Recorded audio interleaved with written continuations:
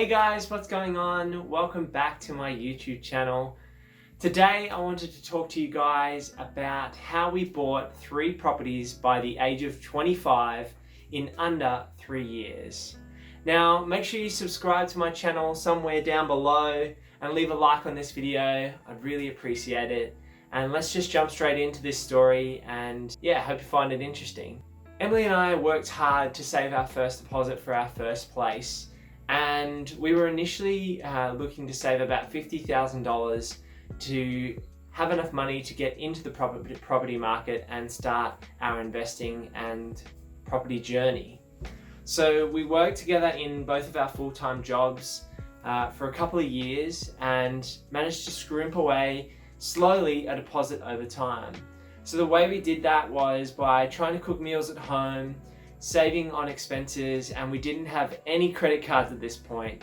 We'd also worked to pay down our university debt, and so we'd managed to over time pay all of our university debt off through the time we were in university and after university. So we were really just left with our savings at the end of the day. Now it took about 2 years to save that $50,000-$60,000, and then we were able to start looking for properties in and around the Brisbane market. We looked in areas such as Holland Park and Mount Gravatt, and places even further south like Wishart and Mansfield.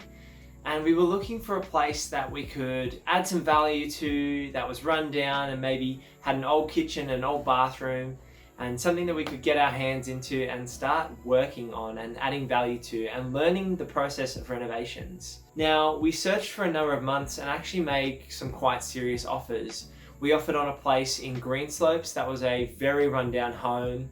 The guy living there was living in what could only be described as a mess. He was a bit of a hoarder, and just, yeah, the house was in a lot of disrepair, and not that far from the main road as well. So we made some offers on that, but we were quite lucky to not end up getting that property in the end. We made some more offers on some other places, but nothing quite sticked, and we had to try and learn the process of negotiation. We found that some people didn't even take us seriously. Emily was 21 and I was 22, and we made an offer on a house in Holland Park in Brisbane, and the agent just couldn't take us seriously. And she was saying that our price was astronomically low and that we didn't know what we were talking about, and that she would barely even consider taking our offer to the owners. Now, I'd done a lot of research, being the accountant at heart that I am, and I'd scrimped over and looked at all the numbers of properties that were similar to the one selling in this area, and we thought that we'd come up with not a lowball offer, but an offer that we thought would be a starting point for negotiation. The agent didn't quite see it that way, and we were knocked back in an interesting fashion. So that was all part of the learning experience. So in searching for buying our first property, we actually went to a public trustee auction at another house in Greenslopes. You can tell we love that suburb. And it was a rundown, asbestos-ridden house, which had a lot of interest in 2018. And we were quite keen on this property, even though it was very run down, because we loved the location. We loved its proximity to the CBD. It was close to the parks and schools and shops and public transport. It had a lot of what we were looking for in terms of location, but the house was not the nicest and needed a lot of work. But we thought for our first property, we might want to go for this one. Now, being a auction, we'd never bet on bid.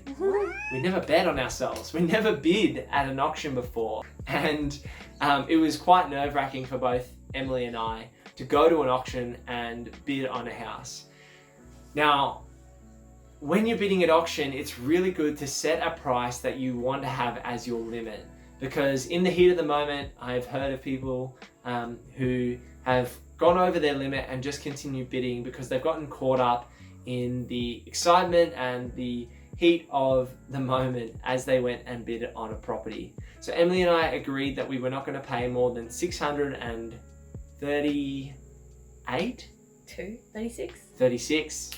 We were not going to bid more than $636,000 for this little asbestos house in the suburb of Greenslopes back in 2018.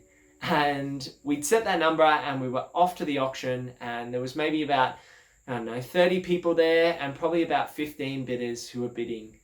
Now, as I recall that day, it got down to about 3 or 4 bidders at the end of it, and it was starting to get towards our limit. We were hoping we were going to be able to pick up the property for maybe high 500,000s and get a good deal and have plenty of room in the budget for renovations. But it rose quite quickly and got to that $630,000 mark. I still recall Emily squeezing the blood out of my hand as she crushed it with her fingers in nervousness getting to our number. It was 630, 631, 632, and I continued to bid with a smile on my face because I knew we'd set that number and I was going to bid to it because that's what we'd agreed to at the start of the auction. Now, a rather serious looking bloke who was maybe 10 or 20 years older than me was very keen on the property, and I was having a few jokes with the auctioneer. I was wearing a Maroon shirt at the time, joking about the Maroons football as State of Origin was on at that point in time. And as we reached the top bid, our top bid of 636, I tapped out and told the auctioneer, I'm not bidding anymore. He tried a few times to get me to bid back in, but I was not having a bar of it. So there was only 2 people left, and in the end, the property went for $640,000. Now, we were quite relieved that we actually didn't end up buying that property because there was so much work to do. And, the property we ended up buying was a winner compared to that one.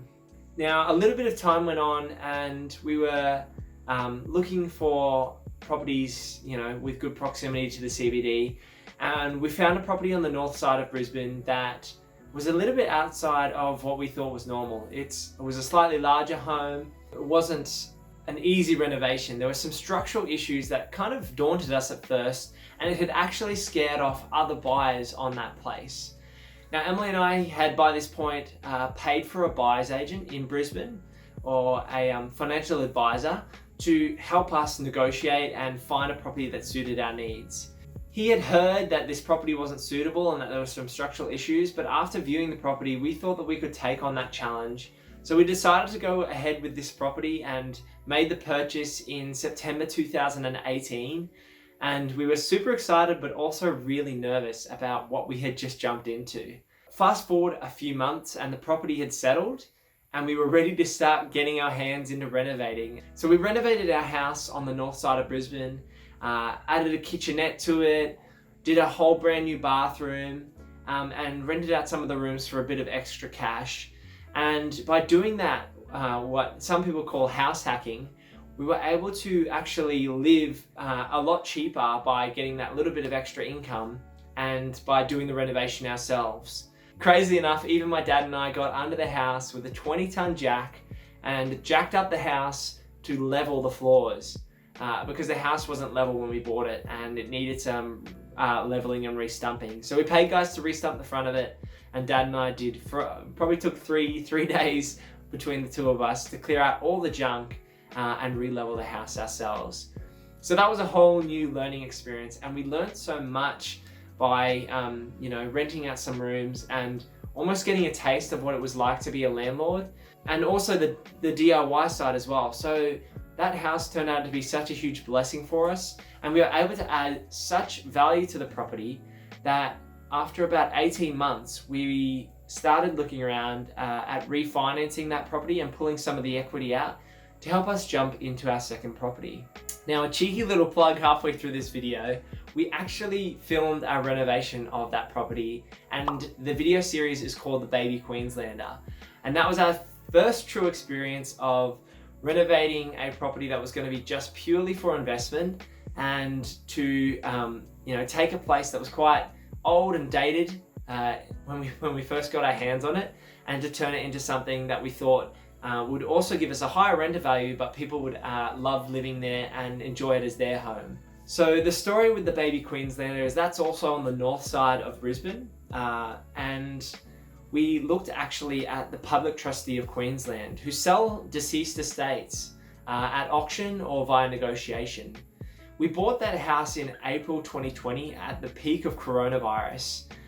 Now, we were a bit nervous because my job had actually become a little bit unstable as I was working in the tourism industry at that point in time. So I had gone through a little bit of career change and That made financing a little bit harder, but Emily and I were really excited about the prospect of buying this property and renovating it, and then doing the BRRRR method, where we bought, renovate and refinance it to take our cash that was in the deal back out again. So from memory, we were able to get 20% down on that property, and we paid $544,000 for the baby Queenslander. So we put 20% into that deal, bought it for $544,000, and at the end of the renovation, it was worth about $600,000.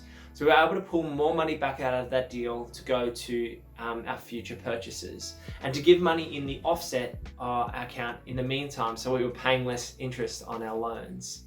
Now, that journey and that renovation, as you can see if you watch the video series, had its ups and downs. It was about an 8-week project where we took on pretty much all the cosmetic work ourselves, the complete painting of the job ourselves, which we learned a lot, and we did the floors, which was a great success for us. We had to go at tiling and doing backsplashes and refitting the kitchen with new bench tops.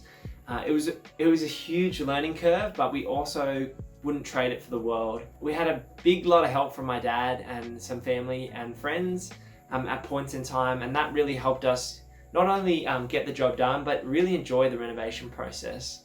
So that's a big takeaway of renovating. If you are passionate about it and you want to get into it, it's really nice to share those moments with family and friends who also, they might be able to help you out on the odd job, or if you're working together on the project, it's quite fun, even though you might go through some stressful times trying to meet deadlines and get things done in a timely manner. So that's how we went from our first to our second property.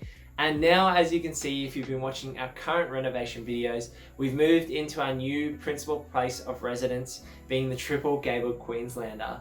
And we absolutely loved the potential this house had. It's a triple gabled Queenslander with flaking paint everywhere. It had old carpeted floors. The kitchen was full of orange tar, and there was residue on the walls, and the bathroom, you could almost fall through the floor. Given that our house was now quite close to the CBD on the south side of Brisbane, there was a lot of competition for this style of Queenslander. We were able to secure a property even though there were a number of offers. We were really stoked and excited by that opportunity. So we had a lot of drama actually financing the property once we'd gotten it under contract. And I'm not going to tell you the whole roller coaster ride in this video, but long story short, we did end up securing the property with a lot of drama throughout the process. I'll tell you more of that in a video to come down the track about our experience with mortgage brokers and what we would recommend and what we wouldn't. So keep an eye out for that video soon. Now, we've bought the triple gabled Queenslander, and we had an extended settlement on it of 60 days. And we were able in that time to organise our trades, confirm our budget for the renovations in the short term, and work out our plans for moving from our old place to this new place. We used our sweat equity from the very first renovation, looking to add value, and doing that in the second, and now we're currently doing that in the third. It's quite an active strategy at the moment for us, as we're hands-on in doing the work, not just project managing trades. And we think it's a great way for us because we're so passionate about doing DIY, and we quite enjoy the process as well as the amount of money it saves us. It's quite motivating to see the amount of money that you can save. So that's how we've been able to, snowball. And over time, we're going to continue to look to do the same thing to eventually build up a portfolio that's big enough for us to live off the passive income. A little takeaway from this video is, if you're looking to do the same thing as us, maybe you can look at an active strategy rather than a passive one, where you can look to make more leaps and bounds in your property portfolio by doing that BRRRR strategy, that buy, renovate, refinance, and repeat strategy, which we've also used in our portfolio building journey. Now, I know it may seem that we're quite young to get this stage, and there might be some of you out there who are leaps and bounds ahead of us that are killing it in the property game. But I just want to encourage you, wherever you are and what stage you're at in terms of your journey, even if you haven't secured your first deposit or you're in debt and you're looking to get out of debt, there is a way and there are steps and strategies that can help you reach that financial freedom down the track. Thanks for checking out this video, and keep an eye out for those videos down the track. Leave a like on this one, subscribe, hit the notification bells, and we'll see you in the next video. Peace.